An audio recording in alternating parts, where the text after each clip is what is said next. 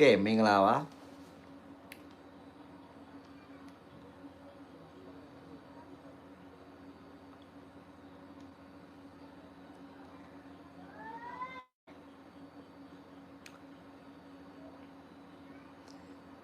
ါဟုတ်တယ်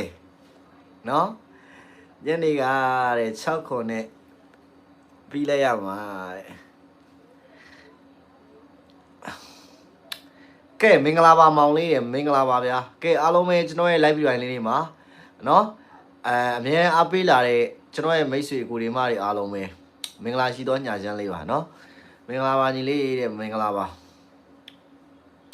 ါကျွန်တော်ဒီည live လေးမှာ9ကိုဒီ9မတွေအတွက်နော်ကျွန်တော်ဒါပွင့်လင်းပြောတာပေါ့နော်ဘာလို့ဆိုတော့9ကိုဒီ9မတွေတောက်ချနေမှာနော်9ကိုဒီ9မတွေအားလုံးပဲပြောရမယ်နော်မင်္ဂလာပါကိုကြီးရမင်္ဂလာပါအားလုံးပဲ live လေးအစအဆုံးကြည့်မယ်ဗျာနော်အားလုံးပဲဝင်လာတဲ့ကိုဒီမတွေအားလုံးတယောက်ရှင်းတိုင်းမှာအားလုံးပဲ live လေးအစအဆုံးကြည့်ပါမယ်နော်မနေ့ပြန်ကျွန်တော်တို့အပိတ်နေလေးမှာအားလုံးအတွက်နော်သိရမလားတောက်ကြနေကကိုဒီမတွေအားလုံးဗာနေလေပေါ့နော်တောက်ကြနေကဒါကျွန်တော်တို့ရဲ့နေ့တွေပါနော်အဲ့အတွက်ကျွန်တော်ပတ်တီးစော့ခြင်းတဲ့ကိုဒီမတွေအားလုံးရောတနေ့ကုန်းစားအတွက်ကေပေါက်လှုပ်ရှင်တဲ့ကိုဒီမတွေအားလုံးအတွက်ကျွန်တော်ရွေးပေးထားပါတယ်နော်မနေ့ပြန်အားလုံးမနေ့ပြန်ပြောရမှာနော်လိုက်ကြည့်တဲ့သူအားလုံးပဲကျွန်တော်ဗီဒီယိုကိုတွေ့ရဲ့အကိုဒီမတွေအားလုံးပဲပြောရမှာနော်မပြောလို့မရဘူးမနေ့ပြန်ပြောရမယ်နော်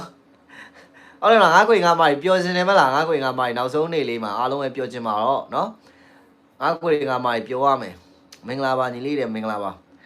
ဟုတ်တယ်ဒီနေ့6ခွန်နဲ့ပြီးရမှာတဲ့ဒါပေါ့ဗျာဟွာပေါ့နော်ကျွန်တော်တို့8 like နေတဲ့သူတွေ9 like နေတဲ့သူတွေဘာတွေပဲလိုက်တောက်ချနေအတွက်နော်ပတိဆော့ချင်တဲ့သူတွေအတွက်အဓိကကျွန်တော်ပြောချင်တာပေါ့နော်အဓိကကတော့ကျွန်တော်မနေ့ပြန်အောင်တရင်ခွန်သားအတွက်ကဲပေါက်လေးပေးမယ်နော်ကြာလာပေးတောက်ချ2ရက်ကျွန်တော်တင်ပေး1ရက်ကဲပေါက်ရတယ်နော်အဲ့တော့ညနေရောက်တော့ကျွန်တော်တက်တင်ပေးတာအဲ့ဒီ60ခုဆိုရင်တော့ရတယ်ဗျာ63နဲ့ပြီးသွားဆိုတော့မရဘူးပေါ့အဲ့အတွက်ဒီနေ့မရရင်မနေ့ပြန်ရမှာနော်ဟုတ်တယ်မလားဒီနေ့မရရင်မနေ့ပြန်ရမှာအဲ့အတွက်အားလုံးပဲ9ကိုတွေ9မတွေပြောခဲ့ပြီနော်မနေ့ပြန်အားလုံးပဲပြောမယ်လို့ပြောခဲ့ပြီ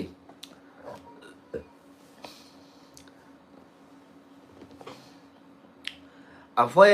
ဟိုလွှဲလိုက်မယ်တဲ့ကျွန်တော်နေငယ်ကပြောထားတယ်လေနော်ကျွန်တော်ရဲ့ကန်ဆက်မဲ့အကိုဒီမတွေအားလုံးအတွက်ကကျွန်တော်ပြောပြီးသားနော်တပတ်လုံးမှာအများနဲ့2ကြိမ်လုပ်ပေးလာတာဗျာဒီဘက်မှာကျွန်တော်9ကိုဒီ9မတွေကိုနော်ဒီဘက်မှာကျွန်တော်1ကြိမ်ပဲလုပ်ပေးထားနိုင်သေးတယ်အဲ့အတွက်တောက်ကြနေမှာတနေ့ကုန်သာညမနက်တပတ်လုံးငါတို့တွေလှုပ်လာတယ်ညီလေးကိုကြီးမာယိုနော်တပတ်လုံးလှုပ်လာတာတိတ်အစင်မပြေဘူးနောက်ဆုံးနေ့လေးမှာနော်လှုပ်တင်တာလေးလှုပ်ချင်တာလေးတွေရှိလားအကောင်းဆုံးဖြစ်မဲ့ခါလေးတွေကိုထုတ်ပေးပါဆိုတဲ့ကိုရီမတွေအားလုံးတော့ကကျွန်တော်ထုတ်ပေးထားတယ်နော်ညမနက်ကိုပတ်တီးနဲ့ပတ်တီးရှယ်မိန်တစ်ခွက်ကောင်းနဲ့ကျွန်တော်တွဲပြီးထုတ်ပေးထားတယ်နော်အဲ့တော့ဘာမှလုပ်ပေးစရာမလိုနေတိုင်းကိုရီမတွေအားလုံးအတွက်လည်းကျွန်တော် live ထဲမှာအားလုံးပဲပြောပေးမယ်နော်အဲ့တော့ကျွန်တော် live ကိုကြည့်တဲ့ကိုရီမတွေအားလုံးကကျွန်တော်တင်ပေးတာနဲ့လုံလောက်တယ်နော်ဟိုခုံဒီခုံဟိုလုံးဒီလုံးတွေမလုပ်ပါနဲ့တခါလေးပြောခဲ့ပြီနော်ဟိုနောက်ဆုံးတစ်ရက်ပဲကြည့်ရတယ်အဲ့တစ်ရက်မှာ2စီးရှိရကန်ကောင်းလည်းကျွန်တော်2စီးလုံးပေါ့ဗျာကန်ခုနပြောလို့ပဲအနည်းဆုံးတစ်ချိန်ကတော့9ခွေ9မိုင်ပြောရမယ်အဲ့ထက်မှာကူပါဖို့လိုတယ်နော်အဲ့တော့ဟိုခုံဒီခုံလေးလုပ်ပြီးတော့မှမတွေ့ဘူးလို့မမြင်ဘူးလို့မသိလိုက်ဘူးလို့လုပ်တဲ့လူတွေကတော့သူ့ဘိုင်းသူသွားလိုက်မယ်အချိန်တိုင်းနော်အဲ့တော့အခုမနက်မလာသေးဘူးကျွန်တော်အခုညာလိုက်လွင်နေရကိုဒီမတွေအားလုံးပြောပေးခဲ့ပြီနေတိုင်းကိုဒီမတွေအားလုံးလည်းပြောရမယ်ဖွဲ့ကိုဒီမတွေအားလုံးလည်းပြောရမယ်နော်အဲ့တော့နေတိုင်းကိုဒီမတွေအားလုံးတော့လည်းကေပေါက်တင်ပေးထားခဲ့မယ်ကျွန်တော်ရဲ့လာဘက်ဘက်မှာကျွန်တော်ရဲ့မွေးကနန်းတွေမွေးခွေစောမဲ့ကိုဒီမတွေအားလုံးပဲအပတိုင်းလိုက်စောရသူရတော့ကျွန်တော်မပြောတော့ဘူးဗျာဒီဘက်မှာကျွန်တော်လိုက်လေးကိုကြည့်ပြီးတော့လိုက်စောချင်တဲ့အကိုဒီမတွေအားလုံးအတွက်ရောနောက်ပြီးတော့ကျွန်တော်ရဲ့အပတိုင်းမှာလက်တွဲပြီးစောတဲ့အကိုဒီမတွေအားလုံးတောက်ကြနေတရက်ကျွန်တော်ကြိုးစားပေးမယ်လို့ပြောခဲ့ပြီးသွားပြီနော်ဘာမှထွေထူးတွေမလုပ်ပါနဲ့နော်ပတိပတ်ချင်လားထုတ်ပေးထားတယ်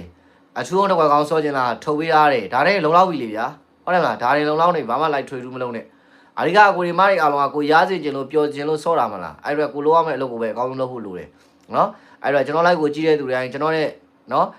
်ချစ်ရတဲ့ကိုဒီမတွေအားလုံးပါပဲကျွန်တော်ရဲ့ကျေးဇူးရှင်ကိုဒီမတွေအားလုံးတူတူပဲနော်အဲ့တော့ကျွန်တော်ရဲ့ကျေးဇူးရှင်ကိုဒီမတွေအားလုံးတက်နိုင်လောက်ကျွန်တော်အကောင်းဆုံးလေးနောက်ဆုံးလေးကျွန်တော်ကြိုးစားပေးထားတယ်နော်အဲ့ဒီအပေါ်မှာနေတိုင်းပဲဖြစ်ဖြစ်အဖွဲ့ဝင်ပဲဖြစ်ဖြစ်ကိုကြိုက်တာကိုလုပ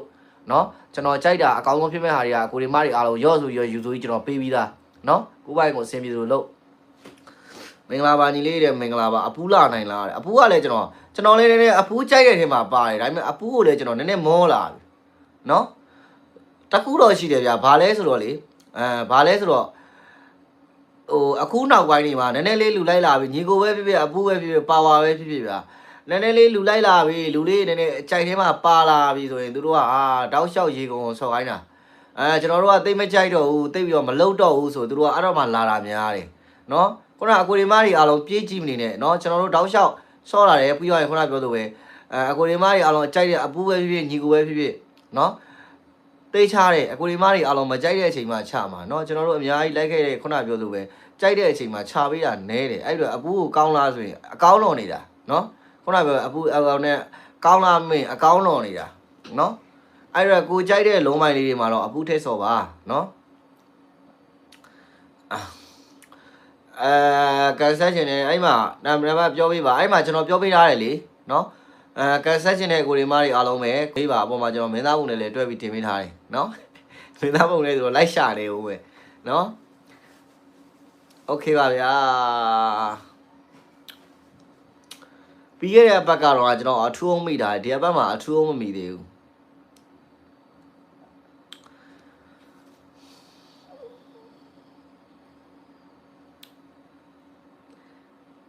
မနေ့ပြန်ကိုပတ်သီးလုံးမိုက်သမားတွေနှစ်ပတ်သီးခွန်ပတ်သီးရှိတယ်နော်နှစ်ပတ်သီးခွန်ပတ်သီးရှိပါတယ်ပတ်သီးချရင်နှစ်ပတ်သီးခွန်ပတ်တနေကုန်သားအတွက်အဲ့ဒီပတ်သီးလုံးမိုက်တွေနှီးတိုင်းလာတယ်နော်ခုနပြောသူပဲနှီးတိုင်းလာတဲ့ပတ်သီးလုံးမိုက်အတွက်မနေ့ပြန်အတွက်ပတ်သီးလုံးချင်တယ်နော်ကြိုက်တာလေးရွေးပေးပါကို့မှာလုံးမိုက်လေးရှိရင်ကတ်ပြီးတော့ဆော့ချင်လဲဆော့နှစ်ပတ်သီးခွန်ပတ်သီးနော်အဲ့လာလေးနဲ့တွဲပြီးတော့ကဲပေါက်ထုတ်ပေးမယ်နော်ကျွန်တော်ဒီချိန်ကြီးကြာရင်နောင်လေးလာတာများတယ်နော်ဟုတ်တယ်မင်္ဂလာပါညီလေးတွေမင်္ဂလာပါ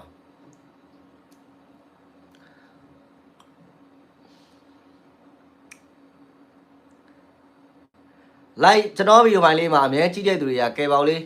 လိုက်ပြီးတော့လှုပ်ထားနော်ကဲပေါက်အားလုံးပဲတင်ပေးမယ်နော်လိုက်ထဲမှာလိုက်လေးတရားကြီးကျွန်တော်အားလုံးအတွက်လှုပ်ပေးထားတယ်မင်္ဂလာပါညီလေးတွေမင်္ဂလာပါတောက်ချာနေတွေတဲ့ပတ်သီးစော့ကျင်လို့တဲ့လိုက်စော့လေးကျွန်တော်အားလုံးထုတ်ပေးထားတယ်ခုနကပဲလူကောင်းတွေလူသိတွေကျွန်တော်မခွဲခြားထားပါဘူးဗျာယုံကြည်တဲ့သူတွေစော့ကျင်တဲ့သူတွေလိုက်စော့ပါတောက်ချာနေတိုင်းပြီးတဲ့လုံးမိုင်မှာနော်အဲ့ရတပတ်စာအတွက်ကိုတဲ့တောက်လျှောက်လှုပ်လာတယ်နောက်ဆုံးတရက်လေးအကောင်းဆုံးစော့ကျင်တဲ့သူတွေအတွက်ထုတ်ပေးထားတာနော်မင်္ဂလာပါညီတဲ့မင်္ဂလာပါပွင့်လင်းပြောရဗျာမနေ့ညပတ်သီးရတော့လို့ကျွန်တော်တို့ရဲ့အတွက်ခုနကပြောကျွန်တော်လာမင်းတော့ကျွန်တော်ကအကြိုက်ဆုံးပဲနော်အဓိကဘာလို့ကျွန်တော်မိစေချင်တာလဲဆိုတော့အထူးအောင်နဲ့တွဲမိချင်တာအထူးအောင်တစ်ခွက်ကောင်းနဲ့ပတ်သီးတဲ့ဆိုရင်ကျွန်တော်ရဲ့ကန်ဆာအမျိုးတွေနှစ်သီးသားရမယ်နော်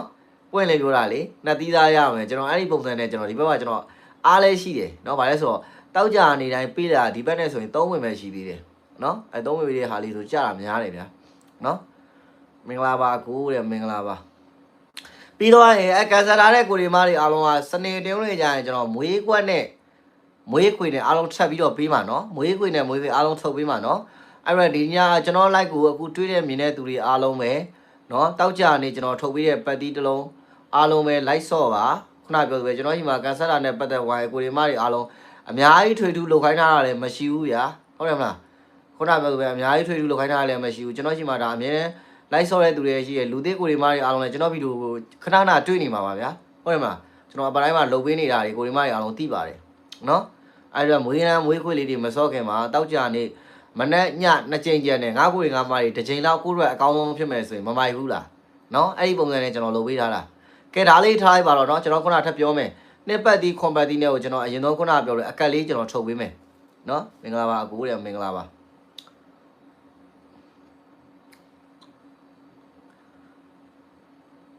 လေကိုဆက်လိုက်ရမလားတဲ့အားပြီးပါတယ်နော်တဲ့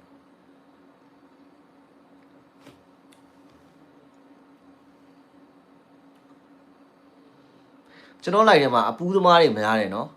အပူးဆိုတဲ့လူတွေများတယ်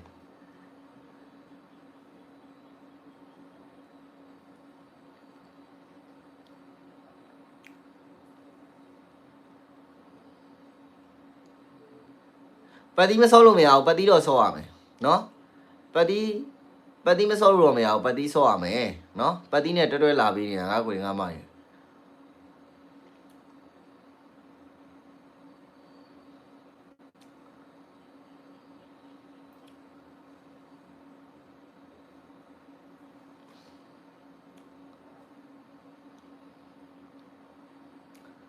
ဘာရိုင်းတောက်ချာနေပေါက်ချင်နေအခုလိုက်တော့စောရေးကတဲ့မြမုံညင်နာပါညီလေးတဲ့မင်္ဂလာပါ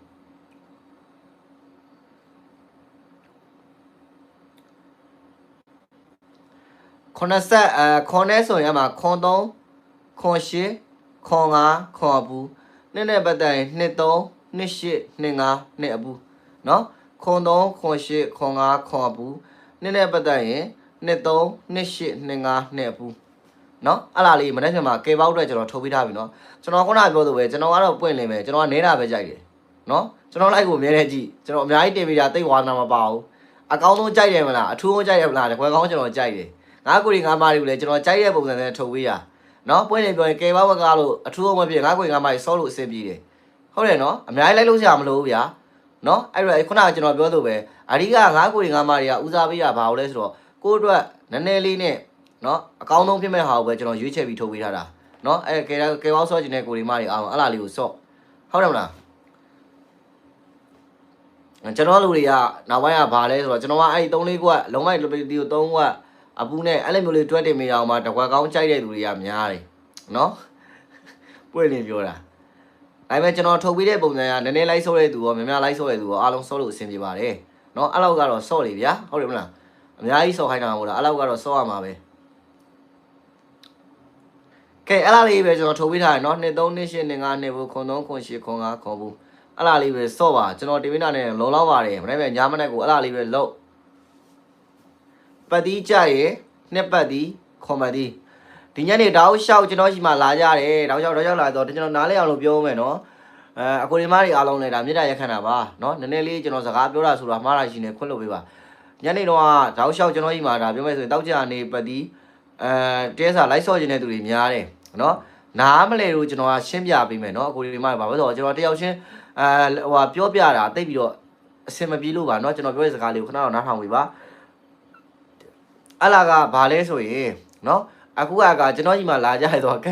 န်ဆယ်ကြီးကတော့ကန်ဆယ်ကြီးရတယ်1000နဲ့ပါဟုတ်တယ်ကနေတော့အဲ့လာခဏထားရပါအဲ့လာကြီးဘာလဲဆိုတော့ဟိုကျွန်တော်ကပေးတာကနောက်တစ်ပတ်စာကျွန်တော်ကြီးမှမွေးကနန်းနဲ့မွေးကွက်စော့ကျင်တဲ့သူတွေကိုကန်ဆက်ခြင်းလုံးလို့ကျွန်တော်ကပြောတာနော်ခုနပြောပဲတောက်ကြနေကကျွန်တော်ကငါ့ကိုယ်ငါမတွေကိုချစ်လို့ထုတ်ပေးတာတောက်ကြနေကကျွန်တော်ခုနပြောသူပဲဟိုမွေးကွက်မွေးအခွေမစော့ခင်နောက်ဆုံးရက်လေးမှာငါ့ကိုယ်ငါမတွေဘာမှဟိုခုနပြောသူပဲလိုက်ပြီးတော့လောရမှာနဲ့စာရင်အကောင်းဆုံးဖြစ်မဲ့ပတ်တီးတစ်လုံးနဲ့ကိုယ့်ရဲ့အကောင်းဆုံးဖြစ်မဲ့အချိုးတစ်ခွက်ကောင်းအလားလေးကိုကျွန်တော်ကလှုပ်စီခြင်းလို့ရွေးပေးတဲ့သဘောပဲနော်အဲ့တော့မွေးကနန်းနဲ့မွေးခွေနောက်ဘက်ဆော့မယ်ဆိုရင်ဘာမှတွေးမနေနဲ့တောက်ကြနေညမနဲ့စာကျွန်တော်ပြီးတဲ့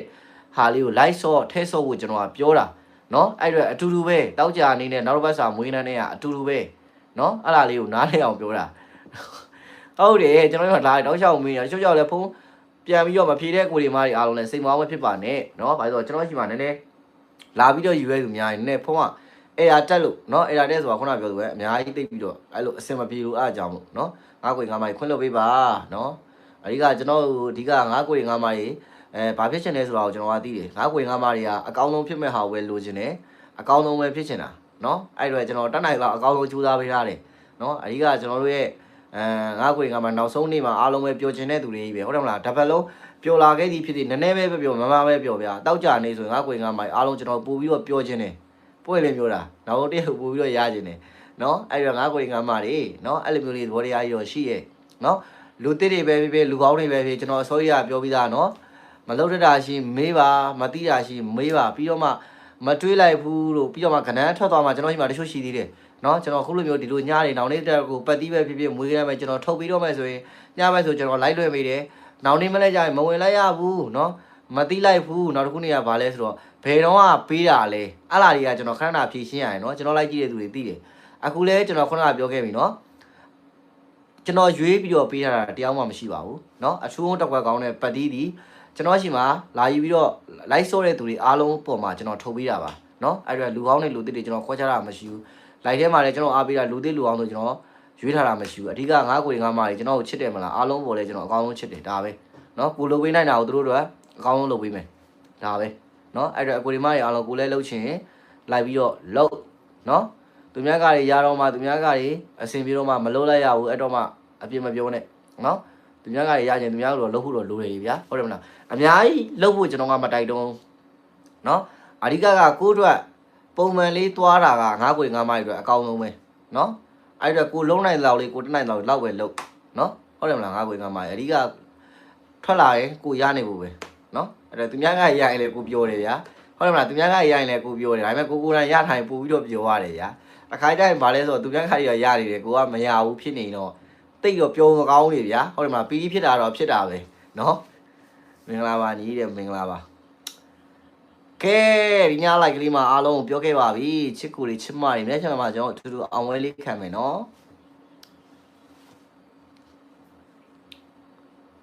လူတစ်ပါတယ်โอเคပါအခွေကျွန်တော်လာမယ့်ဘက်မှာအခွေပါပြန်ထုတ်ပေးမယ်နော်အခွေဒီဘက်ကျွန်တော်နှမျောတယ်ဗျာကျွန်တော်အခွေ2ခွေလုံးဒီဘက်မှာအစိုးရရက်တွေကကြာသွားတာဒီဘက်မှာကျွန်တော်အခွေထုတ်ပေးလိုက်9ခွေ9မိုင်2ချိန်လောက်အေးဆေးဖြစ်နေပြီမင်္ဂလာပါညီရဲ့မင်္ဂလာပါကြည့်ရှုသူအများကြီးပဲကြည့်ရှုသူတယောက်တည်းရှိတယ်ဘာမှမဖြစ်ဘူးကြည့်ရှုသူမရှိတယ်ဘာမှမဖြစ်ဘူးတယောက်ဝယ်ရှိနှစ်ယောက်ဝယ်ရှိ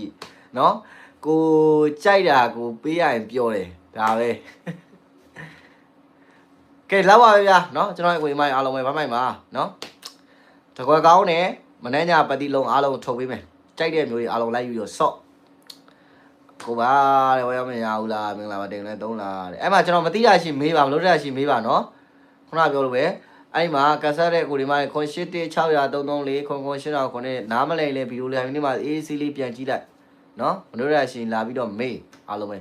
โอเคပါညီလေးရေကျေးဇူးတင်ပါတယ်โอเคပါနော်အားလုံးပဲမနေ့ကပါကျွန်တော်တို့အားလုံးပဲပြောနိုင်ပါသေးနော်အားလုံးပဲပတ်မိုက်ပါ